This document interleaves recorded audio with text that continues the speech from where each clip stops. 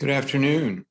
I'm Sanford Unger, here on behalf of the Free Speech Project at Georgetown University, where we study threats to free speech and expression in education, civil society, and government in the United States today.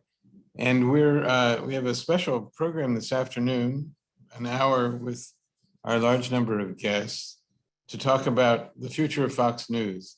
And I want to introduce our panelists very quickly. Joe Perrinan was the original president of Fox News, and he's going to tell us in a moment what he and his colleagues had in mind when they set it up. Sarah Ellison from the Washington Post, who covers the media business from New York City, and Clarence Page, a longtime columnist for the Chicago Tribune, based here in Washington, where I am. David Folkenflik, the media critic for the multiple award-winning media critic for National Public Radio. And thank you all for taking time to be here with us this afternoon. Joe, let's start with you. Can you tell us what you thought you were setting up when you were hired by Fox News? You're on mute, so you want to take that off. I was waiting for you to finish the question. Thank you for allowing me to be here. It's a pleasure. It's a beautiful day in New York. I was at CBS News for 25 years, and at the time Rupert hired me, I was essentially the executive vice president of CBS News, overseeing all programming and worldwide news gathering. And Rupert brought me over, hired me as president of Fox News, in his words, because he wanted to set up a proper news organization. And he also wanted to kick CNN's butt. He didn't like CNN at all. That was what he had in mind at first. We talked about what we could do, but it took a long time to get something going, because while he wanted to do something in news, the way Fox is structured at the time, there were a number of executives running other divisions and other departments who, of course, didn't want to spend the money on another network news organization. They were interested in their programming and all that. So and he also, by the way, he's brilliant, but he focuses on one thing and then moves on to another thing. And so it took us a while to get going. I hired about 40 people. We ended up doing some news specials. We put together plans for a Sunday morning program, and also began working on a cable channel. But what happened about 11 months into my illustrious career as president is suddenly he informed me he'd hired Roger Ailes. And Roger Ailes would be the chairman of news and cable. So Roger invited me out to the Manhattan Ocean Club in New York City. And he said to me, one of the first things he said to me was, and we knew each other from Washington. I was the Washington bureau chief at one point. So I covered the White House, everybody from Jimmy Carter on. And he said to me initially that I don't know anything about news. That was what he announced to me. He said, I hear great things about you. I'd like you to stay with me. And then as we talked, he said, why are you a liberal? And I said, what? And he said, why are you a liberal? And he said, you worked at the communist broadcasting system. And he was dead serious. And he went on and he was critical of CBS News, of Dan Rather, as I sat there listening to this. And I assured him politics was not his business, but I played it down the middle. And as we talked, and he was criticizing the news media in general, he then raised the specter of creating an, quote, and these are the words he used exactly, an alternative news channel. And I said, what's an alternative news channel? And he said, it is something that would run in competition to what you're seeing on television right now. And so at that point, I told him, I I'm not doing alternatives, but let me go think about this. I mean, this is a one and a half hour lunch as he laid out to me his plan of going after alternative, and that the news media was not serving the public. And I went back home, and I came back the next day after conferring with my wife, and I said, I can't do alternatives. I'll help you for 2 weeks, but I'm out of here. And that's what happened. So I left after 2 weeks of just helping him through the election and doing the transition. Subsequent to hiring, or him being hired, and subsequent to me leaving, he started interviewing the people who I had hired. And on many of them told me, he asked them if they were liberal or conservative. And the people who were conservative or didn't have an opinion stayed, and the people who were liberal were let go. Then he quickly took the Sunday morning idea, Fox News Sunday, and the talent I had was in the verge of hiring, and launched that. And then with the plan we had started putting together, boom, he was on the air with a cable channel. And that's the beginning of Fox News from my standpoint. Joe, what year was this? When did this take place? 96 is when he showed up on my doorstep. So you were there from 95 to 96. Yeah, I ended up staying a year. David, you've written a book about Murdoch and Fox News, I believe. And what do you have some background for how this happened? Yeah, sure. There's a kind of consistency to Murdoch in that he believes the other guys aren't doing it well. He sees business opportunities, but he also sees or identifies what he believes to be an unfulfilled political hunger for news to be presented in a different way. And it's easier to think of Fox in some ways as analogous to his tabloids in the UK, similar to what he sees for the New York Post to some degree. It's punchy, it's livelier, it's crisper, it's quicker, it's basically correct a lot of the time. He saw that as kind of infusing what he wanted to see on the air. He picked in Roger Ailes, elevating Ailes above Joe and above other news professionals that he might have hired, some of whom were themselves conservative, somebody who came at this from a political point of view, but also knew how to promote and produce things that would catch the eye, as he had done for Richard Nixon. Roger Ailes had been been on the Mike Douglas show, a successful syndicated national talk show, and had become Nixon's chief image maker and television guru on the basis of saying to Nixon after he had appeared on the Mike Douglas show, you really should think about this a little different way. TV is going to be the deal for you. And Nixon, after having been arguably embarrassed by JFK during the 1960 televised debates, knew that TV was something he would like to master, and figured Ailes could help him. Ailes had helped Ronald Reagan. Ailes had helped George H.W. Bush. Ailes came at it from that standpoint. Even as he gets credit, he launched essentially 2 networks for NBC, which became part of NBC, and really had a lot to do with the success of CNBC in the early years.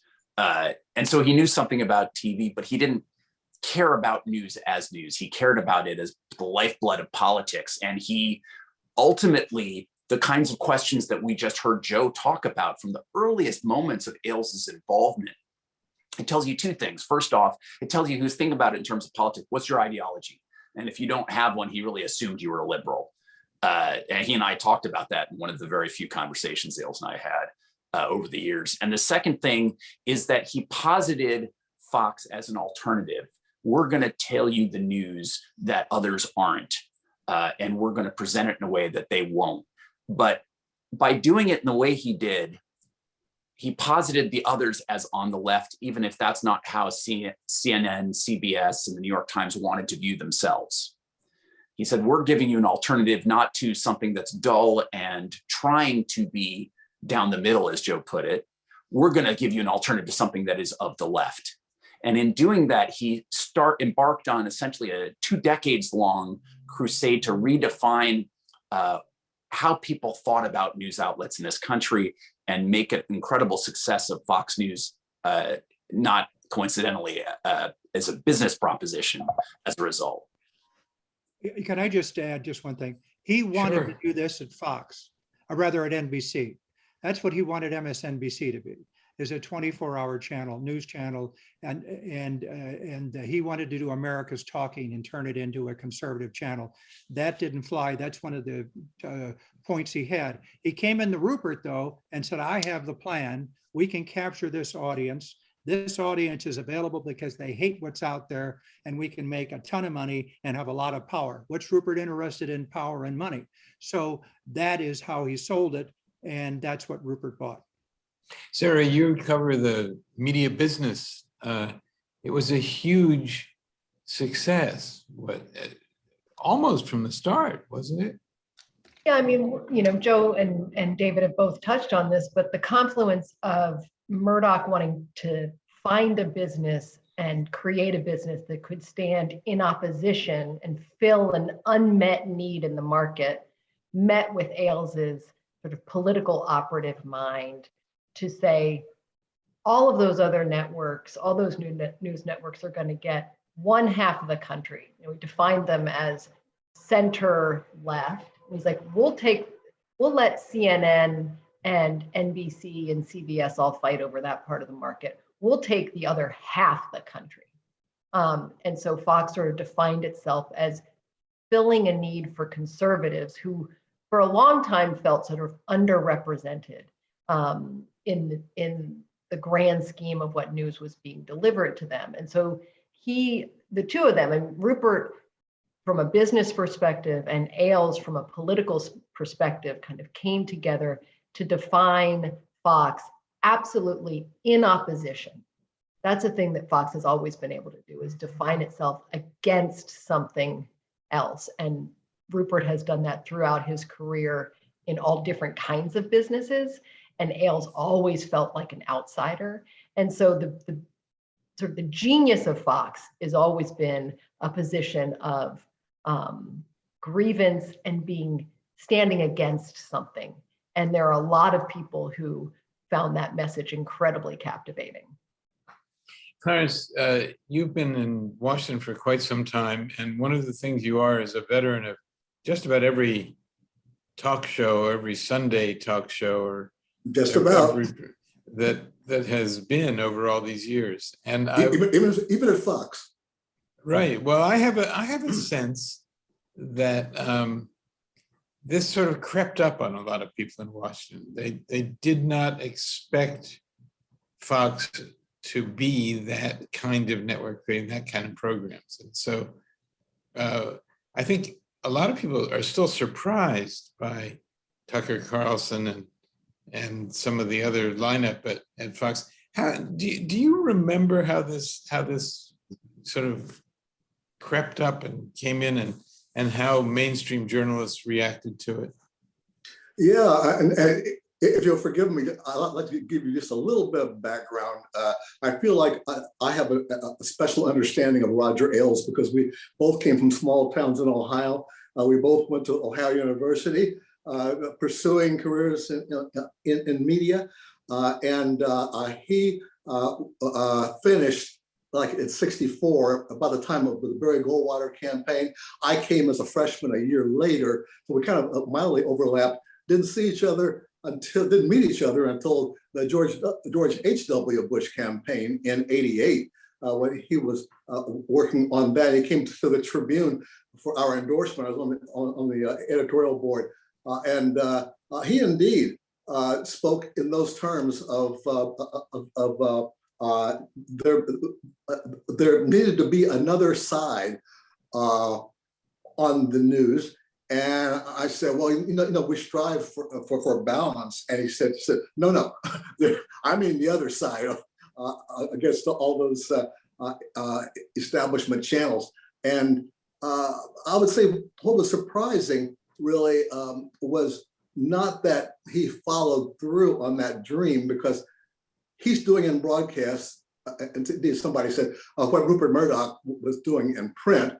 And I saw what Rupert Murdoch did when he bought the Chicago Sun-Times. And like the New York Post, Alexander Hamilton's newspaper, swung entirely over to the right. And whereas the New York Post was a commercial success as a result, the Chicago Sun-Times almost went out of business in 4 or 5 days. Without going into detail, Chicago people weren't ready to have their Sun-Times turned into a New York Post type of a paper. When he did take over at Fox in that early time, I was one of those saying, we need an alternative to CNN. TV has that ability to cover a lot of different sides. And I would come to regret those words in some ways. What has happened is, people talk about how Fox is the highest rated news show on cable. Well, sure, when you're the only news show on cable and you become this voice for that half of the country. And I didn't hear Roger talk about this, but Pat Buchanan, a fellow McLaughlin Group panelist who ran for president twice, and he used to say his strategy was to split the country in two and take the bigger half. That's kind of what Fox had in mind, or what Roger was thinking about. They have that bigger half, but they now have competition from America TV. I just forgotten their name, but One America. One American Network. Network. Thank you. Yes, you got One America, and you got Newsmax, which are creeping up, especially after Trump failed to get reelected. And Fox made the decision this time now to go even farther right.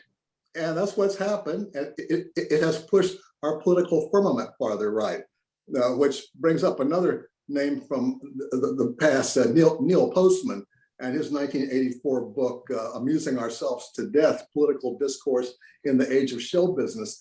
That's what I think, what I saw happening at Fox rather quickly. When my son was about 10 years old in the early 2000s, I showed him a video of the movie Network, and which kind of grew out of that Neil Postman vision. And when we finished, I said to him, "Does this look familiar at all?" He said, "Fox News." Even at 10, he could tell what was happening there as show business began to crowd out journalism.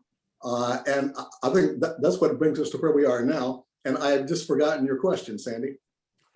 Well, I was wondering whether people, the sort of mainstream media people in Washington were surprised by A, what Fox was doing, and B, its success at doing it.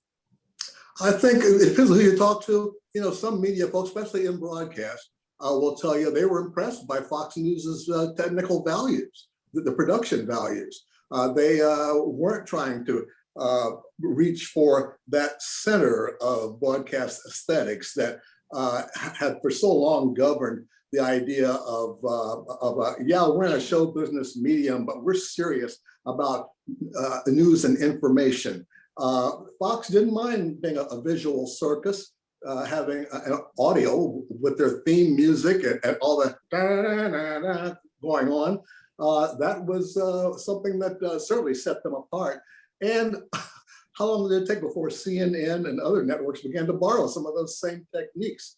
I think in some ways, production-wise, TV journalism gained, but on the side of giving you fairness and balance, I believe, David, it was a true Fox tried to copyright fair and balance, those words. I mean, I don't blame them, but it was, I would say, misleading advertising.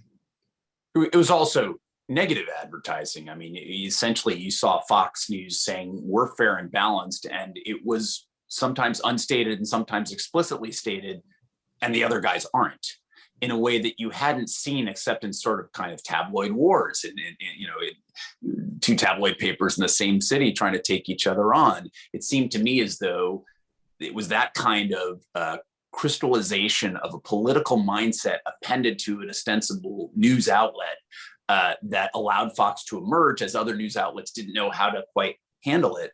The only thing, not the only thing, but one other thing I think it's worth adding to what Clarence is saying there is Ailes also highly sexualized that newsroom, which turned out to be exactly what was on his mind all the time, as he was revealed to be an incredible long-term predator. But it was not an accident that women were forced to have hair extensions and false eyelashes and deeply cut dresses and very high hemlines. As I was finishing my book, too late to include in the book, but I learned that they had something called the leg cam that I ended up talking about publicly, because they would set up a swooping camera on this gurney, essentially to swoop down in on the legs and ankles of the woman placed at what is to the audience the left on the show The Five, to such a degree that they decided each night who they felt was the most fetching female with the most fetching legs they could put in that leg to appeal to Roger. They thought because he had his finger on the pulse of what middle America thought was attractive, it turned out that it really was about his own interests and his own sense of middle America and his own sense of sexuality, because he harassed such a vast number of women who came through there seeking jobs, particularly on the air. But they did that. It ended up being mimicked. It's not the first time there was sexualization of women on TV, to be sure, a highly visual medium, but nonetheless, he did it so relentlessly that was a calling card and a point just to an astonishing degree that often goes unmentioned because it's so blatant, but it's there, and I think is a real part of the formula at Fox as well. Do you think that was part of its success, Joe? Do you think people notice this or subliminally notice this? Let me start by saying that Roger Ailes was driven and focused, and he had a plan, and he went in with a plan. He hit the ground. He was a tremendously talented producer. He had people he had worked with, including Hannity and the whole group of them. He knew what they could do on radio, Limbaugh, all of them. He had a clear vision, and he knew who his audience was. So he went in and he constructed this network, Fox News. And in 1996, when he launched, he had very few subs. They paid a lot of money to get clearances into other houses. They went into debt. Rupert agreed because they thought that they were going to deliver. And by 2000, they were number one, because at CNN, the news was the star. And at Fox, that they went a different way, because how do you get ratings? You attract an audience and you keep the audience by the way you tell stories, the stories you tell, the personalities you have, the drama, the energy, the anger, the rage. And they've got this audience exclusively under the banner of fair and balanced. You come to our network, you're with us. So people don't change their channel. They watch Fox, they like it a lot, they love it for whatever other reasons, and they stay with it, and that drives the ratings. Remember, Fox in prime time at the most maybe gets 5 million viewers on their top rated show. CBS Evening News is number 3. It gets more than 6 million viewers every night. So yes, it has an audience. It is number 1 in cable. Yes, it is. It is a powerful audience because it is connected to the message that's being delivered by the Republican Party and the conservatives. They use all that. And they have strong personalities, and they're able to leverage their assets and stay on message. Roger went around and made sure there were talking points. Last night, just as an example, last night, if you watched Fox News in primetime, which I did, I found out that the Rittenhouse is innocent, that the media has totally misled everybody. Pictures of every media, including NBC and CBS and others who I don't think are liberal and all that, attacking the media, which is a constant theme last night. We found out that Joe Biden is a failure. We also found out that Joe Biden is mentally fallen apart. Every show had that theme. They brought that up. We also found that education, the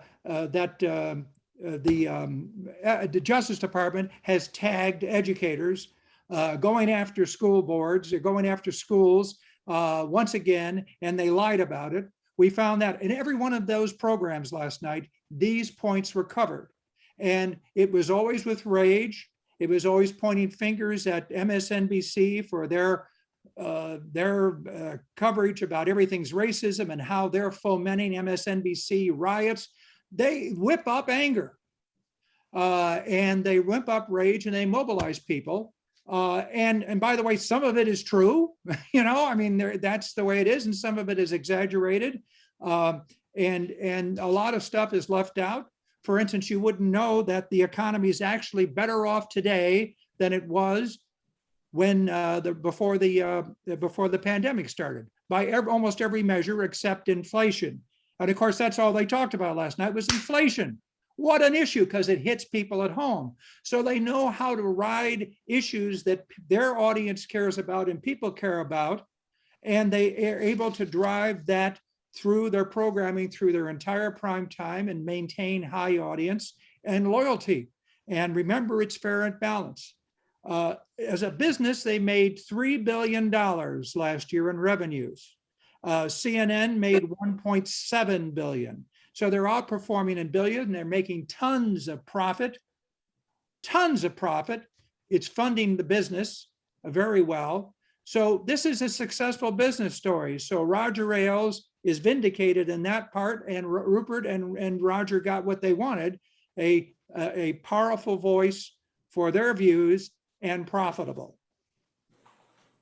Sarah, viewing this from the perspective of Wall Street, it must be untouchable. I mean, people must admire Fox News from a business standpoint, even if not from a political standpoint. Yeah, I mean, absolutely. One of the things that Rupert was really instrumental in doing was getting a new, the idea that there could be a fourth news network. I mean, this was at a time when, there were the big three.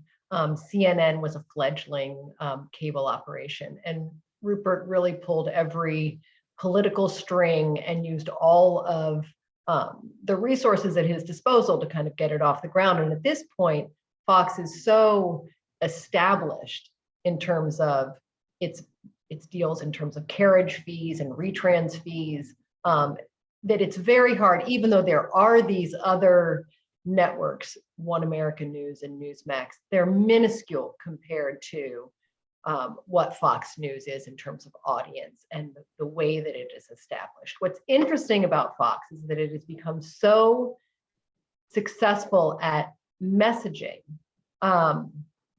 in the ways that we have seen over the years, whether it's the war on Christmas or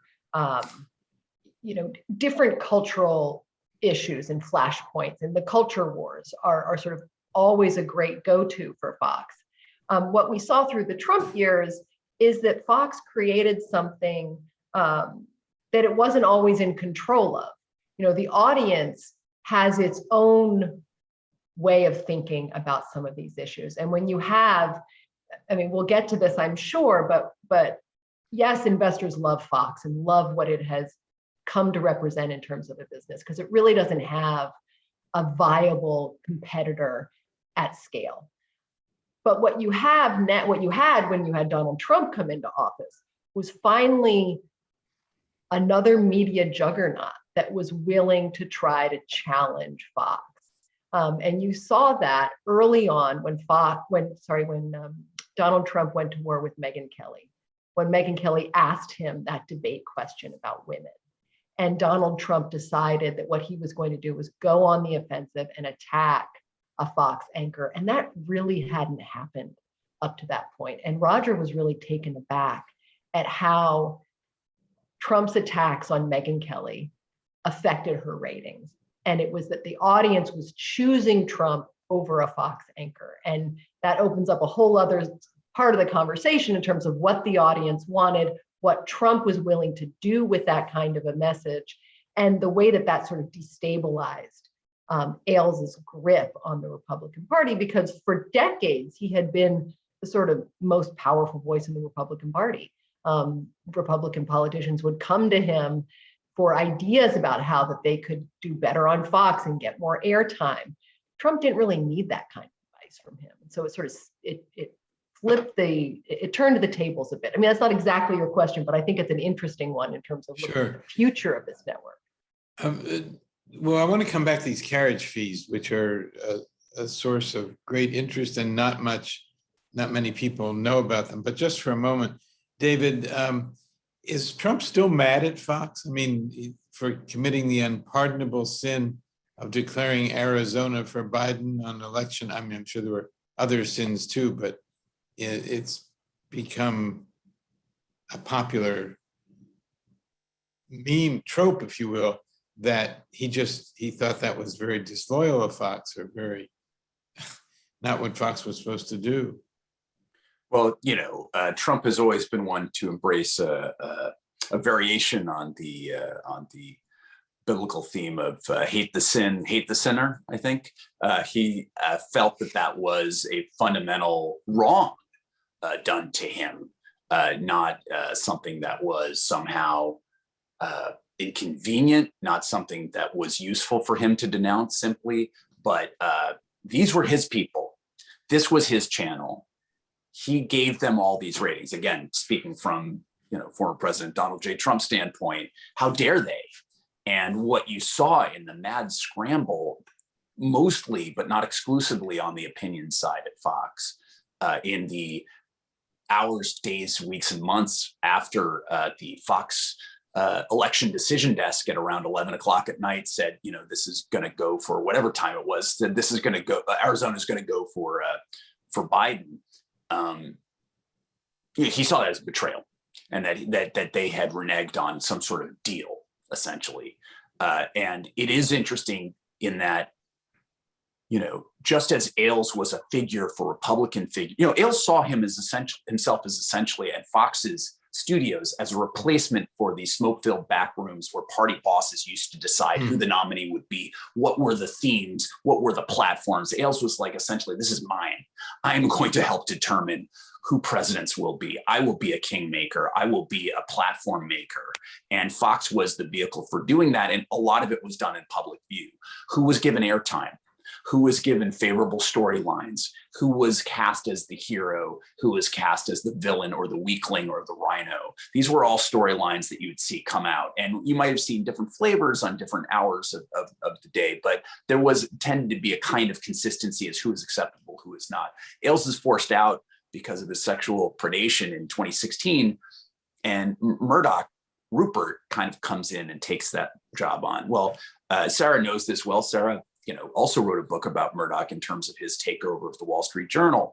But Rupert himself had this phenomenon where politicians in particularly Commonwealth nations, but others as well, who wanted to flourish would come to New York or wherever he happened to be, and, as they put it, kiss the ring. Opposition leaders from Australia and Britain in particular would go out of their way to fly thousands of miles just to be in the presence of Murdoch, so that Murdoch's corporate board would see them currying favor effectively. So what Trump did, as Sarah mentioned, was an inversion of their expectation of what Ailes had patterned, of what Murdoch had patterned. Trump said, screw you, essentially, after Megyn Kelly. And the fascinating, asked those questions in that first primary debate in August of 2015 on Fox News. What made it fascinating was that you had Trump on, there were 17 significant Republican candidates at that time, 2015.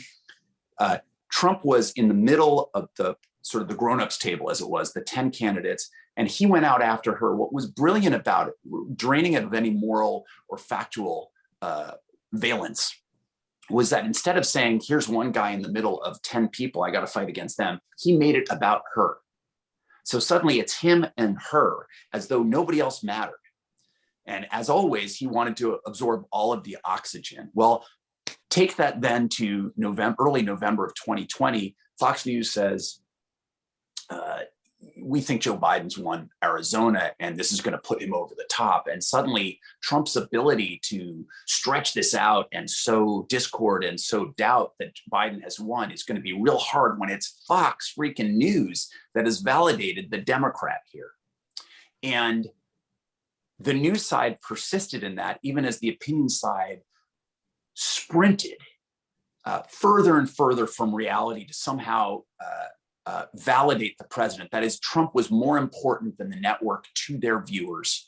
And this was a riptide that Fox got dragged under in itself, where they kept sprinting to keep up. And the conversations that I've had, I'm sure Sarah's had them too, with people at Fox just about their own sense of vertigo as they realize they've had to, it's not walking a fine line. It's not the tension between news and opinion. All that stuff is to the side.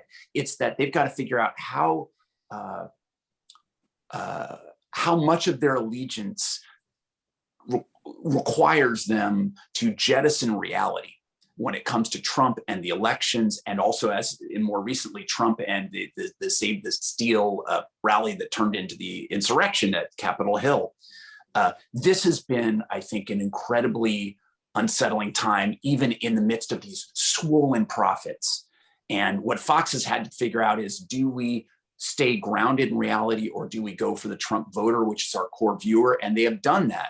It is hard for them, though. Murdoch is kind of contemptuous of Trump. He went all in on Trump because it was his first time he could have the bat phone right to the Oval Office and be taken seriously and be in and get what he wanted, really. He got what he wanted with the sale of Fox's entertainment assets to Disney, got what he wanted when the DOJ, tried to throw a spanner in the works when AT&T wanted to acquire CNN and Time Warner. Like, he's gotten a lot of things his way, a lot of policies that Murdoch's like, but he has contempt for Trump. And yet what you saw in the last 24 hours was that at not a Fox Corp shareholders meeting, but a News Corp shareholders meeting, that is the publishing wing of the Murdoch empire, Murdoch basically encouraged the former president to look to the future and not the past. And that's his way of saying, please drop the election stuff.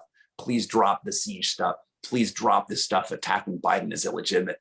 Please, let's move forward, make your case affirmatively future.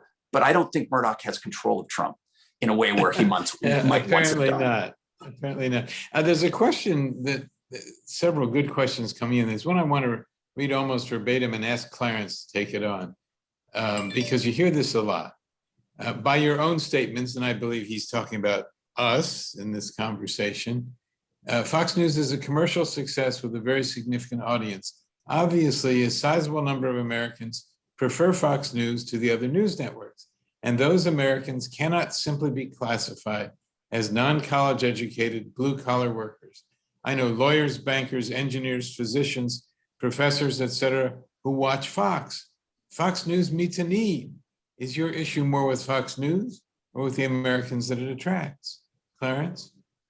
Thank you for asking me that question, Sandy. I've been at my age strongly considering writing a memoir. So I've been thinking a lot about this, because I come from one of those Rust Belt towns that was devastated by changing times. A fellow Middletonian, J.D. Vance, got a best-selling memoir out of it, as well as now a senatorial campaign there in Ohio, where he has also learned. He was a Trump critic coming into politics, but now he also has learned you can't get anywhere as a Republican unless you are a Trump supporter. So I told JD, I wish you well on that balancing act. But the person sending you that question is absolutely right. What I learned from Trump's rise, after looking at where his votes were coming from, is that a lot of the people that we in the mainstream media either ignore, or like me, couldn't wait to get out of Middletown, Ohio to get to the big cities and all. There was something going on out there, a lot of frustration. And what really grabbed me was over 200 some odd counties of voters who had frustration that led them to vote for Barack Obama twice there in the Rust Belt. They voted for Donald Trump in 2016, and expressing some of the same feelings of frustration, being overlooked, ignored, whatever. Those were voters Barack Obama tried hard to reach, but after a certain point couldn't devote all of his energies to it, whereas Donald Trump focuses on whoever likes Donald Trump, whoever supports Donald Trump. He'll stick with you, even if you're with some neo-Nazi hate group. He'll stick with you, and we've seen that, and that means a lot to people. I've often said that Fox is not a news channel, it's a lifestyle choice. People to tune in, like that wonderful vignette in that movie about the woman at Fox. The young lady says that Fox's logo is burned into their TV set at home. That's all they watch. So a lot of folks out there like that. And this is driving our politics now. When you've got people who want to run as something other than a Democrat and know that they've got to impress Donald Trump in order to have any political life, that has a big impact on the mainstream discourse. And we'll see what happens after this next off-year election or the next midterm election, excuse me, how much of that moves. I suspect it's not going to move a whole lot, though, because there are a lot of folks out there who've got concerns and confusion about what is happening to the America that they knew. And whoever can sell the best pitch for getting that America back on track is going to have a real advantage. What's interesting to me is that I mean, people have said very hostile, negative things on many occasions about Fox News. I don't think anybody on this panel has been attacking Fox News. I think you've been describing what has happened, what its success is. And yet the question comes in, which is from, I don't doubt, an educated person. You know, what's your issue with Fox News? He asks. What's your problem? Do you just dislike the people who like Fox News? So can I say something very quickly? Yes. Well, I hear that a lot too, and I too have not criticized Fox that much, and certainly not not the people who watch Fox or who vote for Donald Trump. But in the paranoid world of politics, you want to reach people, tell them that they're being either oppressed or ignored or insulted.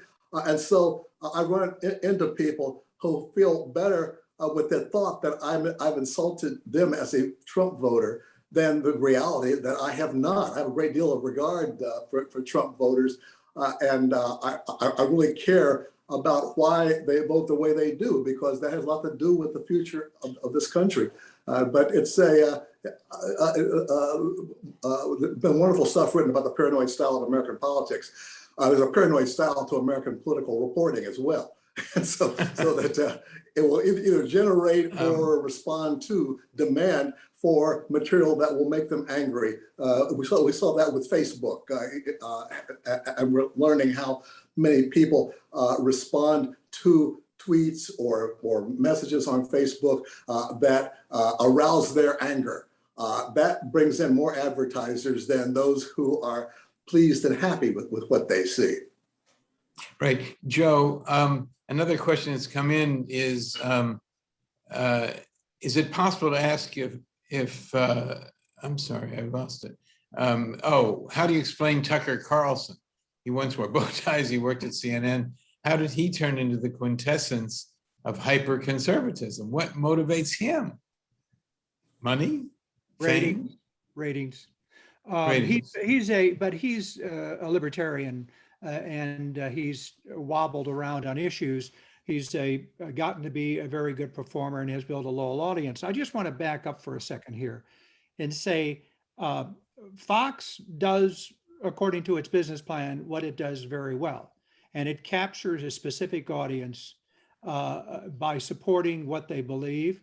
And we, in the media, when I was in the media, we didn't do a real good job of covering what was going on in much of the country. We got caught up in Washington politics maybe and all that. So there was fault on our part in terms of how we were missing some of the things that were going on in the country.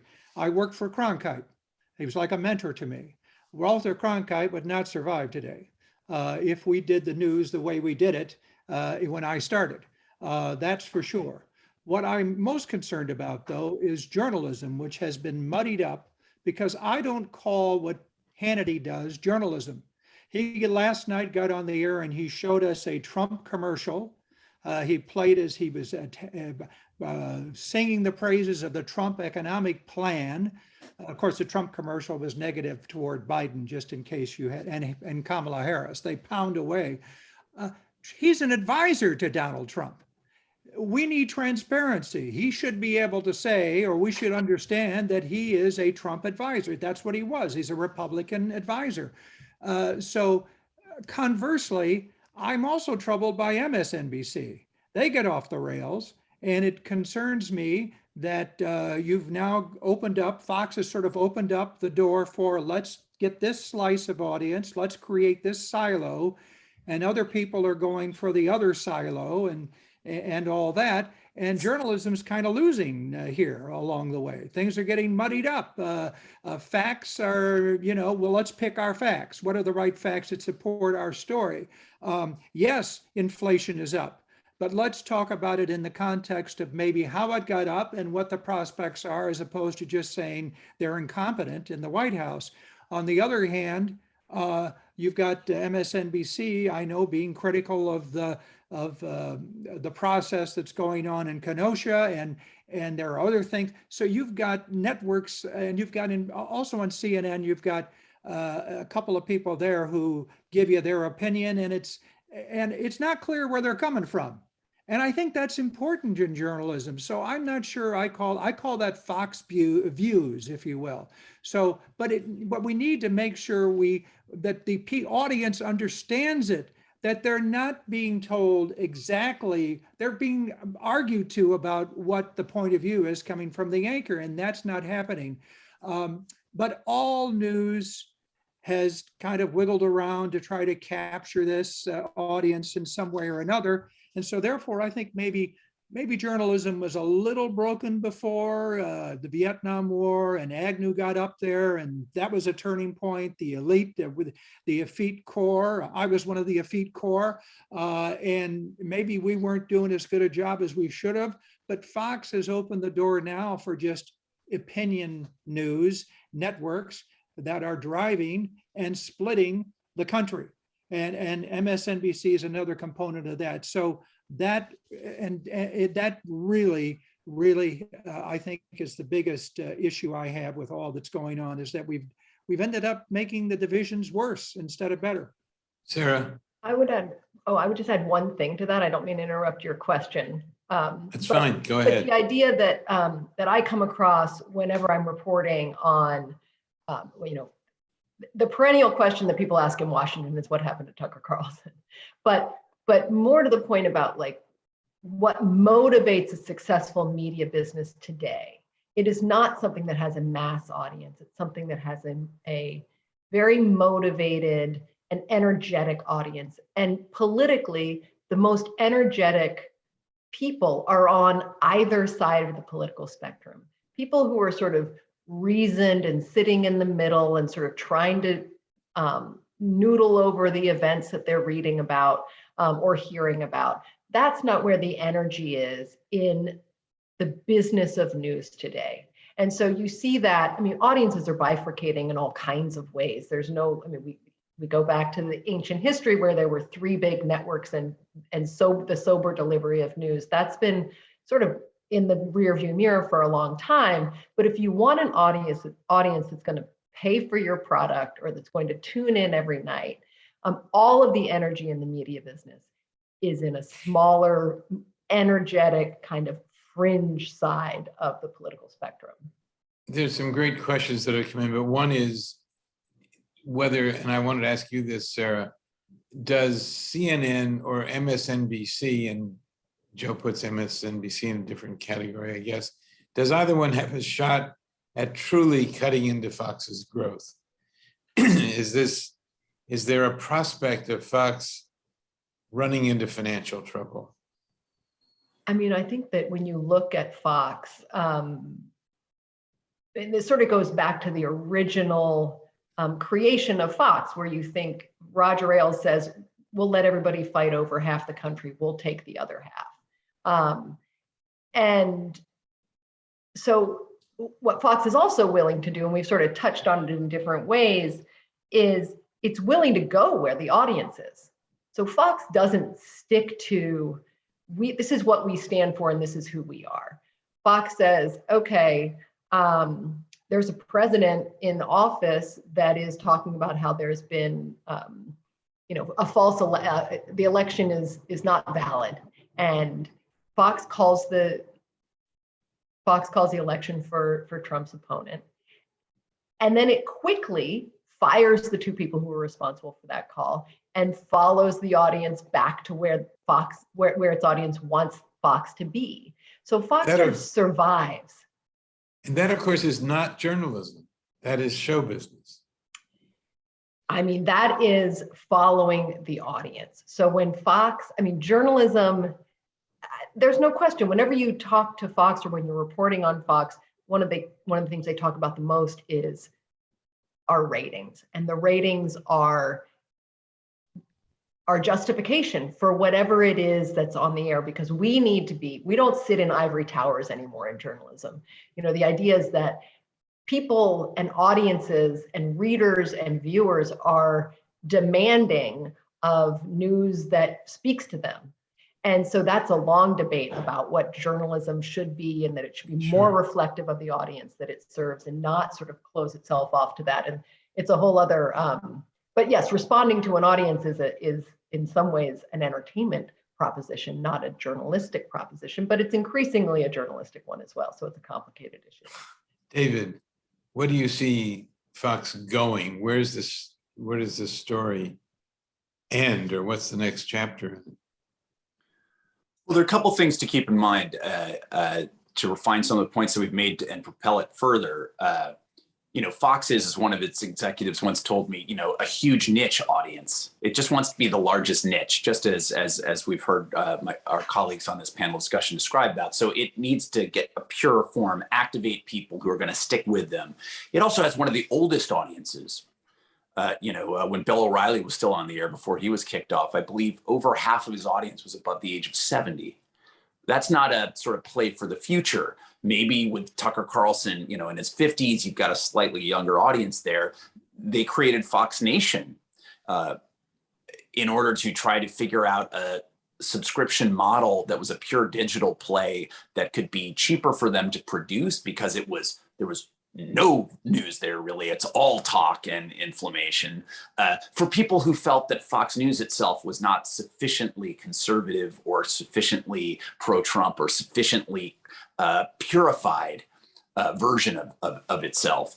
Fox is in the catbird seat. I don't see its financial erosion anytime soon because of those huge fees that every cable provider or satellite provider or Roku or whomever who carries it has to send them for every household they get, because without Fox News, you really can't build a significantly sustained cable viewership at the moment. But let me say that there's a precariousness to it. What do you do post-Trump? What do you do if there's not somebody who has both the populism and the personal, 140% name recognition to come along, with a sort of mischievous charisma to him?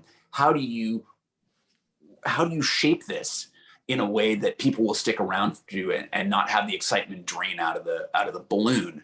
And so, when you're just talking about this not being journalistic values, true. When you talk about it being an entertainment value, you've got to keep top ratings, true of a sort. I hear the echoes of the Roger Ailes of old. I hear a political sensibility that's following the polls, figuring out, we need our base. It's not just our party. We need our base, the people who show up at caucuses, the people who show up, for primaries and off years, people who will pressure Congress people over laws. Like, what is our base? That is what they think of for the Fox viewer. It's their base. And they need them to keep sticking around. And they look at the ratings like polls, like minute by minute polls. They can see minute by minute fluctuation. And for all the Rivera's out there saying something that actually is consistent with the law, but inconsistent with the message they're putting, the ratings go back down. If he's out there saying something flamboyant and fascinating, the ratings tick up. And they can tell minute by minute how that works, and they check them out that way. So, I see this as sort of polling on an instant level that Fox follows. And you've seen a real lack of Roger Ailes in some way might not have allowed Tucker Carlson to happen, because he wouldn't have allowed individuals to be more important than the Fox brand. You saw that with Glenn Beck. When Glenn Beck thought he could grow beyond the Fox platform, Roger gave him a good shove goodbye. And in this instance, Tucker on Fox Nation is propagating things that even the careful reporters for the Fox News side have presented to the viewers of Fox. That is that fraud has not been found on any meaningful scale. That is that, Trump supporters were the ones who were propelling the insurrection on January 6th at the Capitol building, and that people were threatening. It wasn't just people being tourists. People were openly threatening the vice president's life, Mike Pence's life. This is something that I don't think Ailes would have allowed to continue in this way, because he ran the place, like some sort of Soviet bloc dictatorship with such an iron fist. He had a clarity of what he wanted that would have discipline, even as he himself looked at the world through a completely political prism. Joe, we're getting very close to our end time, but I wondered if briefly you want to forecast a little bit what happens next for Fox. Do you have? I think they stay. I think they stay along the direction they're going, and continuing to maintain the audience they have. And by the way, every news audience is old. Theirs is a little older, but 60 Minutes is almost 70 years old on average. So every news audience is old in television. They continue along the course of what they're doing. It's a successful business. They fine tune it. They go minute by minute looking at their ratings. They pick issues that are hot button issues that synchronize with their audience. They continue to provide themselves as the alternative. They attack other media, aggregate, put them all together in one pile. They're all socialists. They're out to, destroy the country. And we are the only place. We're the island. We're going to see, as time goes on, we're going to see subs decrease, cable being cut. Revenues are going to have to come from somewhere else. They're going to try to shift more and more to streaming. They'll find a way to do that. They're smart people, and their audience, they hope, will follow them. But everybody's in that boat. CNN and MSNBC, at some point, everything's shifting over. And I think that they will continue to dominate. MSNBC and CNN are basically stuck where they are as 2 and 3, and together may be equal to Fox. And I think the network news world at 6:30 every night, the numbers will continue to slowly decrease over time. They'll look for other platforms to distribute, but nonetheless, they provide 25 or 30 million viewers with news every night. So they'll remain strong, but it'll take some time before all of this evolves. And nobody here has said that you think these other avowedly conservative networks have any prospect of challenging Fox for its position. One American Network, Newsmax, etc. No. Anybody? No, no way. Fox is and they're doing a great job of talking to their audience, keeping their audience loyal. Listen, the only thing that could happen is, and it almost happened with Trump getting mad at them, right? They lost some viewers. But they, as long as they remain on message, and the others just aren't strong enough, and they don't have the personalities. Fox has strong personalities, and they're on message. So I don't really see the others challenging them. Well, thank you very much, Sarah Ellison, Clarence Page, David Folkenflik, Joe Perrin, and it's a great conversation. I'm sorry we're doing it in the middle of the afternoon on the East Coast, and we think we have our best luck holding people's attention if we, but I do have one thing last to say. Free Speech Project, all one word, .georgetown.edu. Please check it out, cruise our website, and see what we're doing to try to monitor the path of free speech in America today. Thank you all very much for joining us. Thank you. Thank you. Thank you for having us.